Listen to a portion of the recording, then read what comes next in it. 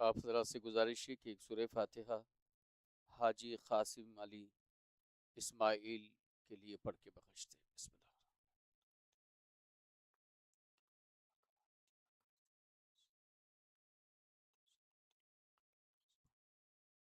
بسم اللہ۔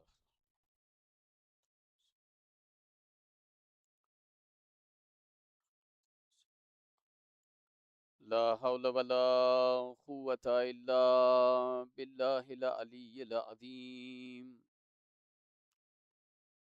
حسبنا اللہ نعم الوکیل نعم المولا ونعم النصیر۔ اعوذ باللہ السمیع العلیم من الشیطان اللعین الرجیم۔ بسم اللہ الرحمن الرحیم۔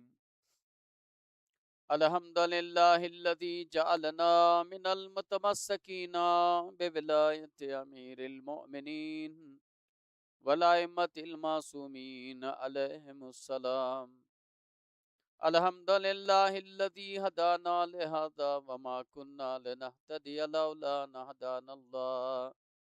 لقد جاءت رسل ربنا بالحق الصلاة والسلام وتحیۃ والاکرام علی سید اصل ما فی الوجود سر اللہ فی کل موجود نقطة دائرة الوجود صاحب لواء الحمد والمقام المحمود خاتم لما سبق والفاتح لمن غلق المولن الحق بالحق مولانا مولا الثقلین جد الحسن والحسین ابی القاسم محمد۔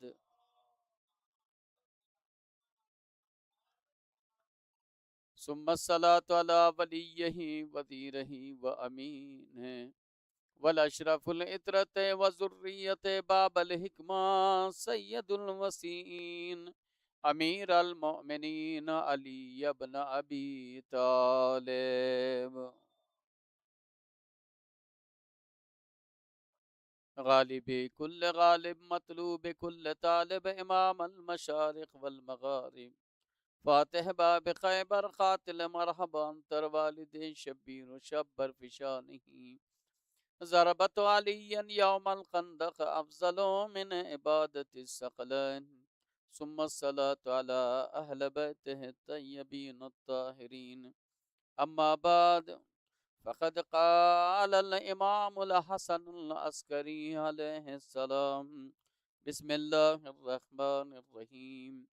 علامات المؤمن خمس: صلاة الاحدى وخمسین وزیارة الاربعین وتقدم بالیمین وتعفیر الجبین والجہر بسم اللہ الرحمن الرحیم۔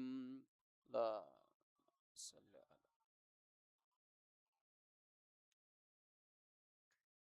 روز اربعین ہے،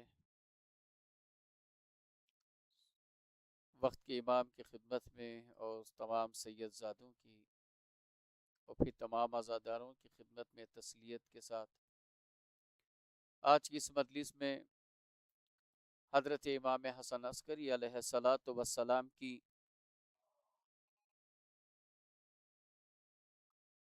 ایک وہ حدیث جو آج کی اس تاریخ میں پوری دنیا میں اس کو ضرور پڑھا جاتا ہے، اس لیے کہ زیارت اربعین مومن کی علامت ہے، اس بنا پہ اس حدیث کو پڑھا جاتا ہے۔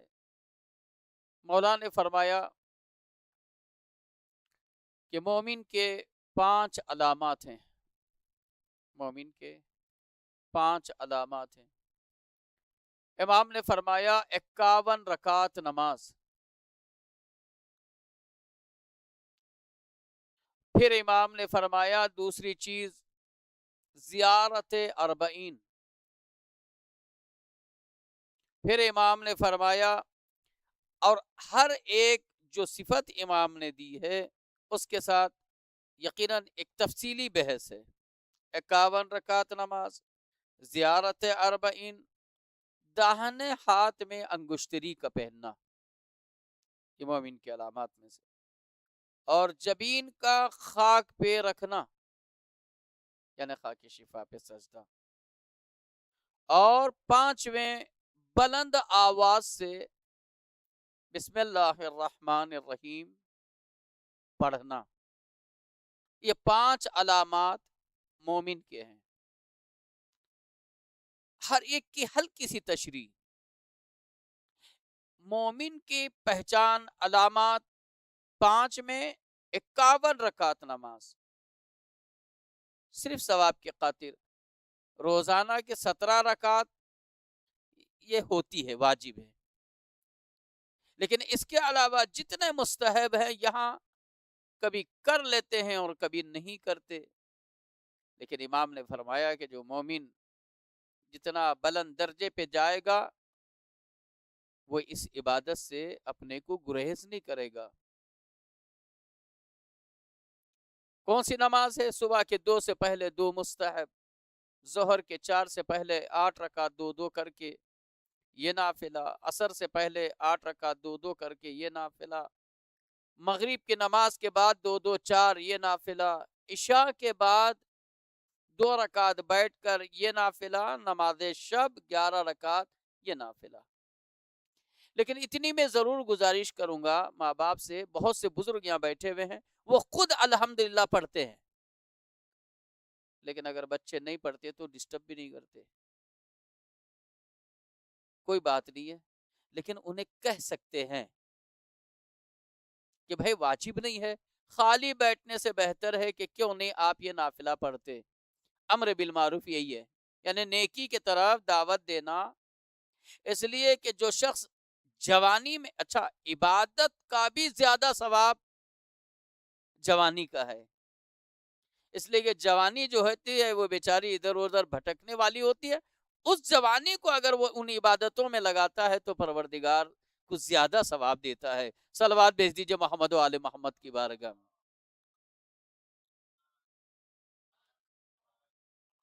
یہ خالی تھوڑا سا اشارہ۔ اب آئیے زیارت الاربعین۔ ابھی قبرستان والی مجلس میں نے کہا کہ 40 زیارت امام حسین علیہ السلام۔ بھائی جس کے پاس حالت اچھی ہے، صحت ہے، پیسہ ہے، وہ کہاں جا رہا ہے؟ کربلا جا رہا ہے۔ وہ کیا کرے جس کے پاس حالات اچھے نہیں ہیں؟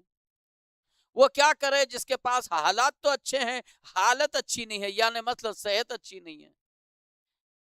چھٹے امام نے اس کے لیے بھی راستہ دیا کہ اگر کربلا تک نہیں جا سکتے ہو تو تم اپنے گھر کے صحن و چھت پر چلے جاؤ اور انگشتر مبارک سے اشارہ کر کے کربلا کی زیارت پڑھو، امام حسین کی زیارت پڑھو۔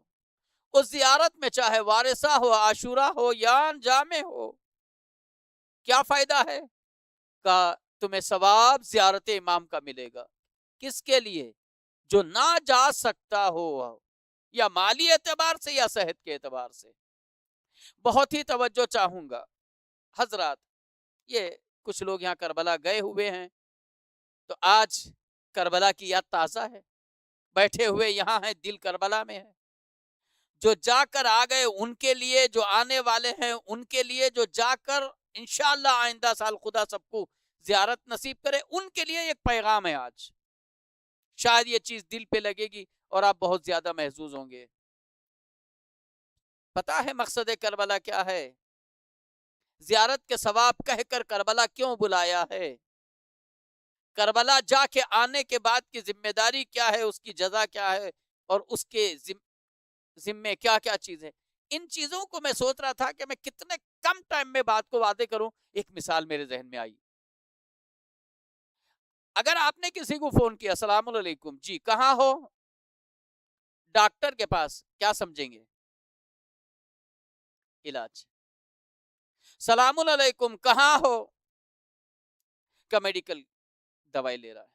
سلام علیکم کہاں ہو؟ کہا کہ میں ٹائلر کے پاس ہوں، سمجھ گئے کپڑے دے رہا ہے۔ کہاں ہو؟ شاپ پہ ہوں، سمجھ گئے کہ راشن خرید رہا ہے۔ سلام علیکم کہاں ہو؟ ایئرپورٹ پہ ہو، سمجھ گئے کہ یہ کہیں سفر میں جا رہا ہے۔ سلام علیکم کہاں ہو؟ کورٹ میں ہوں، سمجھ گئے کوئی کیس کا مسئلہ ہے۔ اگر آپ میری ان باتوں کو بالکل آپ دل پہ لے رہے ہو اور آپ سمجھنا چاہتے ہو یہی کافی ہے کہ جب ہم ٹیلر کہتے ہیں تو کپڑا سمجھ میں آتا، جب ہم کوٹ کہتے ہیں تو کوئی قصہ سمجھ میں آتا، دواخانہ اور ہاسپٹل کہیں تو بیماری سمجھ میں آتی۔ تو آپ مجھے بتائیے کہ جو جہاں ہے وہاں کے اعتبار سے لینا سمجھ میں آتا نا، ٹیلر کے پاس ہے تو کپڑے کی بات سمجھ میں آتی، ہاسپٹل میں ہے تو صحت کی بات سمجھ میں آتی، تو کربلا جب کہا جائے تو کیا سمجھ میں آتا ہے؟ جہاں بھی آدمی جاتا ہے کچھ لینے کے لیے، کربلا کیا چیز لینے کے لیے؟ کربلا، پہلے تو یہ سوال ہے، دینے جاتا ہے آدمی کے لینے جاتا ہے؟ حسین لینے والوں میں سے نہیں ہے، حسین دینے والوں میں سے، بلایا ہے دینے کے لیے۔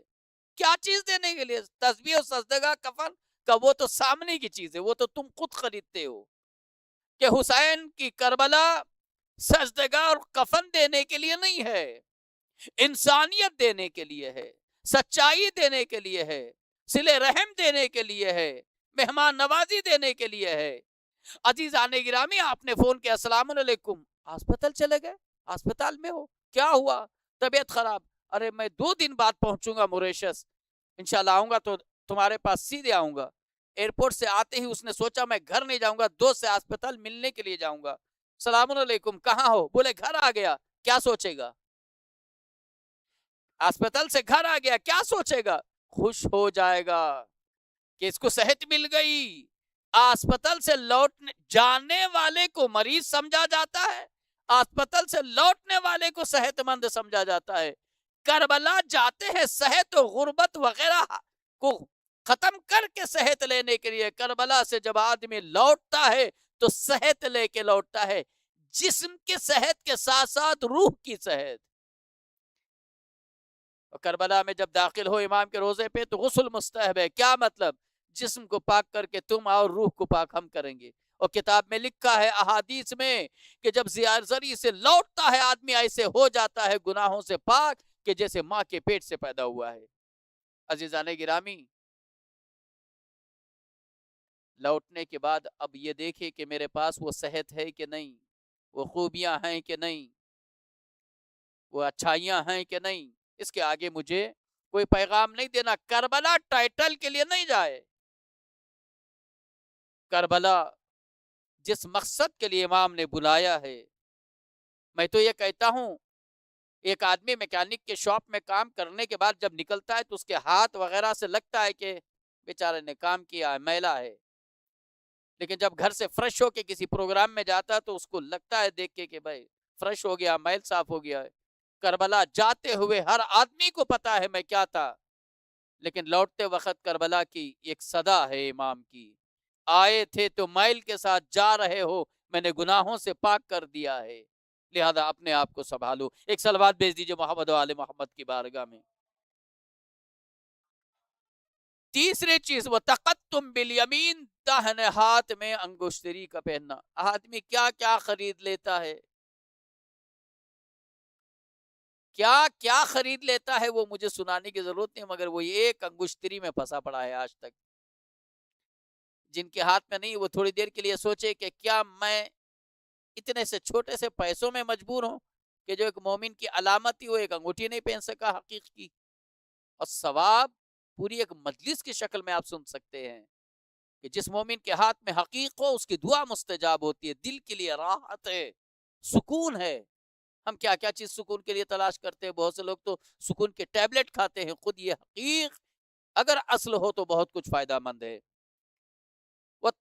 وَتَعْفِيرُ الْجَبِينَ، خاک پر پیشانی، سجدہ خاک پہ ہو، لیکن خاک اگر خاک کربلا ہو تو اس سے اچھا کوئی اور سجدگاہ نہیں ہو سکتا۔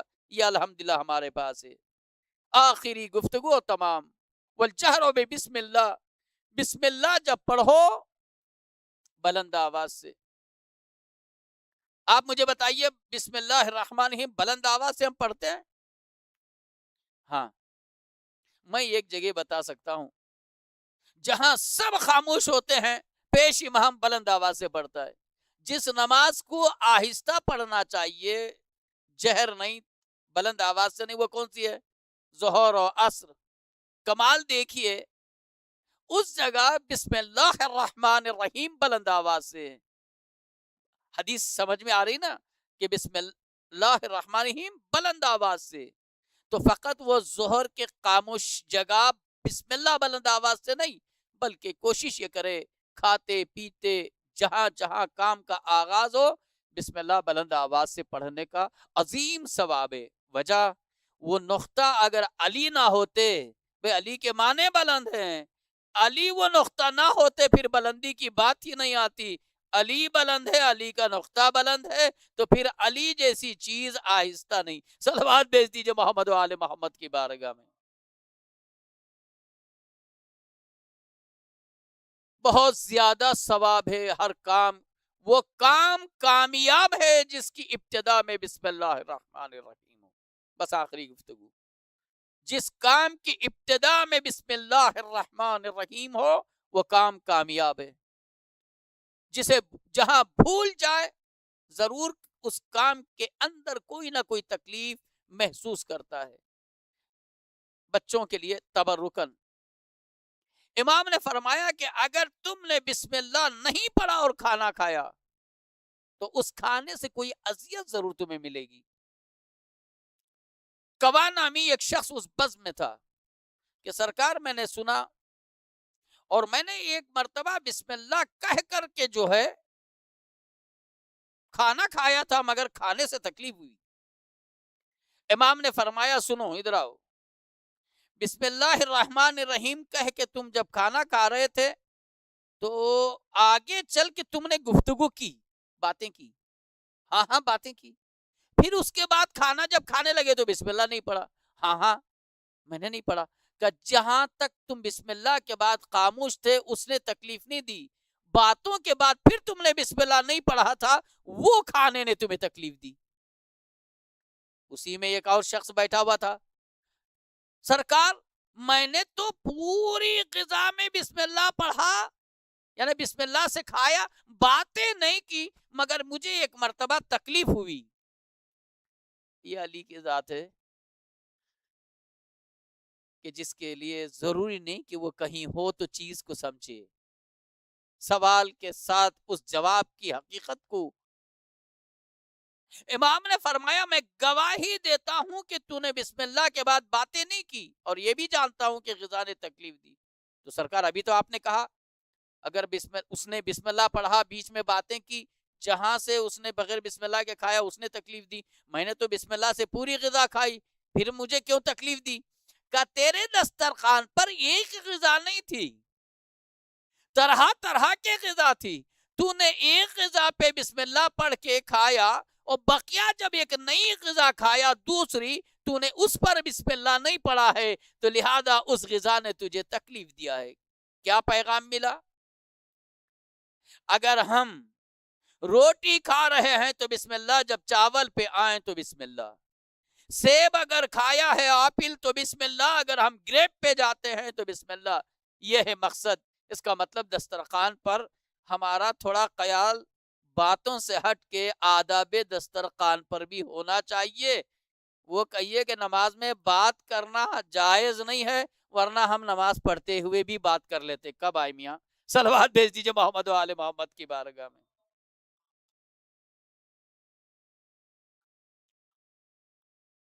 چند جگہ باتیں کرنا منع ہے، قبرستان، مسجد، دسترخوان، علمی درسگاہ. بس عزادارو آج روزے اربعین ہے. مومن کی 5 علامات آج پوری دنیا میں پڑھا جاتا ہے تاکہ یہ آخری ایام کے اندر ایک ایسا میسج امام کا جو ہمیں سال بھر کام آئے. 51 رکعت نماز، داہنے ہاتھ میں انگشتری کا پہننا. ہاں واقعی یہ دیکھنے کو چھوٹی چیزیں ہیں مگر ہماری ذمہ داریوں میں سے ہیں. خاک شفا پہ سجدے کا رکھنا، بلند آواز سے بسم اللہ الرحمن الرحیم کا پڑھنا. عزادارو یقیناً معصومین نے بڑا جہاد کیا، بڑی تکلیفیں اٹھائی، بڑی مصیبتیں اٹھائی. روزے اربعین ہے.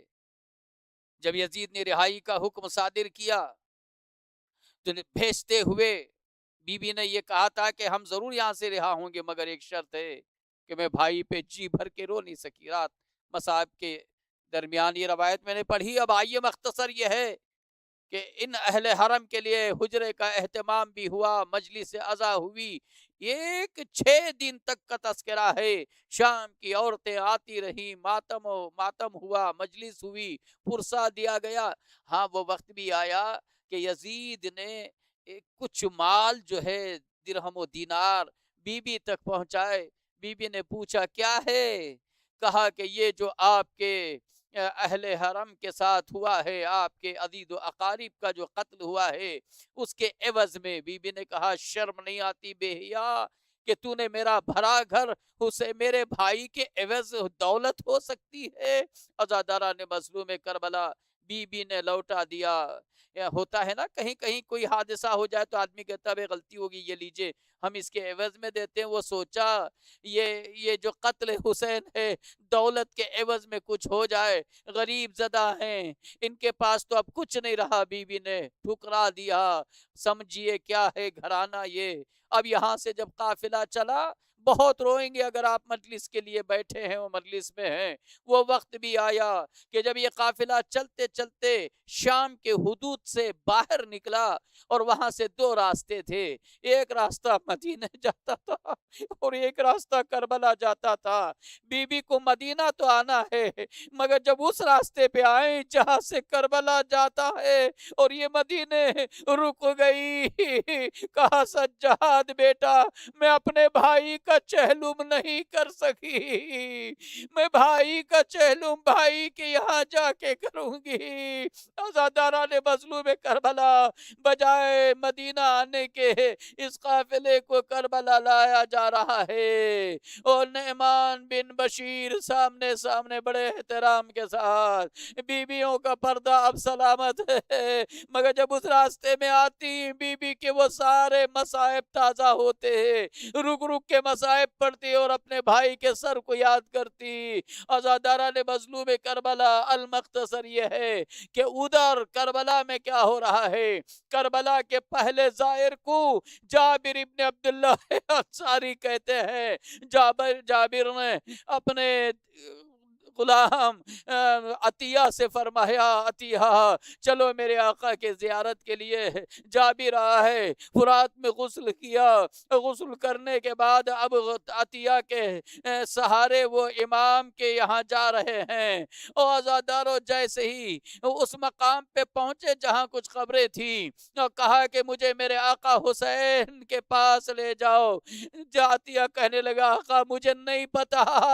جابر نے کہا ضروری نہیں ہے، تو مجھے قبروں کے پاس لے جا۔ وہاں جا کے امام کو سلام کیا، السلام علیکہ ایھا المظلوم۔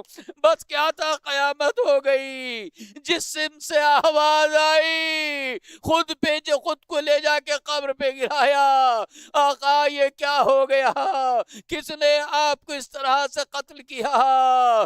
آقا وہ وقت کتنا قیامت قید رہا ہوگا کہ آپ قتل ہو رہے تھے اور یہ بیویوں نے منظر کو دیکھا ہوگا، بڑے مصائب پڑے ہیں۔ اے مظلوم حسین، تو وہ تھا جسے نبی نے دوش پہ اٹھایا تھا۔ اے مظلوم حسین وہ ہے کہ جس کے رونے کی آواز بھی کسی کی حسین سے ملتی ہوتی تو وہاں جا کے تاکید کرتے کبھی اس بچے کو اذیت نہ دینا، اس لیے کہ اس کے رونے کی آواز میرے حسین سے ملتی ہے۔ اے میرے آقا مظلوم بہت دیر تک روتے رہے، مرثیہ امام پہ پڑھتے رہے، پھر اٹھے۔ اس کے بعد عطیہ سے کہا عطیہ یاد رکھنا میں اپنے مولا سے فریاد و فغاں و ماتم و نوحہ کر رہا ہوں۔ اتنے میں کچھ کہنا چاہتے تھے، عطیہ نے کہا آقا دور سے قافلہ آتے نظر آ رہا ہے۔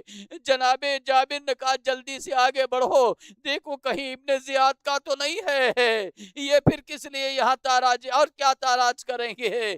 کہا آقا نہیں میری نگاہیں غلط نہیں ہے، میں یہ محسوس کر رہا ہوں یہ ابن زیاد کا نہیں ہے، آنے والے سوار اماریوں پہ آ رہے ہیں، پردے دار گھرانہ آ رہا ہے۔ جناب جابر نے کہا ہے زادیہ، یہ کوئی اور نہیں ہے، سید زادیہ ہے، کیونکہ میں نابینا ہوں تو آنکھ رکھتا ہے، دور ہو جا۔ عزادار و غافل آیا، جب آیا قیامت کا وہ منظر تھا، ہر بی بی نے سواری سے خود کو لاشوں پہ گرایا، کوئی اصغر کہہ کے فریاد کر رہی تھی، کوئی عباس کہہ کے ماتم کر رہی تھی، اتنے میں عزادارو سید سجاد جناب جابر کے قریب آئے، جابر نے مولا کو سلام کیا، آقا سے لپٹنا چاہے تو کہا اے جابر چچا آپ ذرا سنبھلیے، ابھی میرے زخم توقوں سے زنجیر کے ابھی باقی ہے، عجیب کوہرام رہا عزادارو، ماتم 3 دن تک بی بی نے اپنے بھائی کا قبر اثر پر رہ کے سید زادی یہاں ماتم کر رہی تھی، بنی اسد کی عورتیں آ گئی، مت پوچھئے کیا وہ سبا تھا،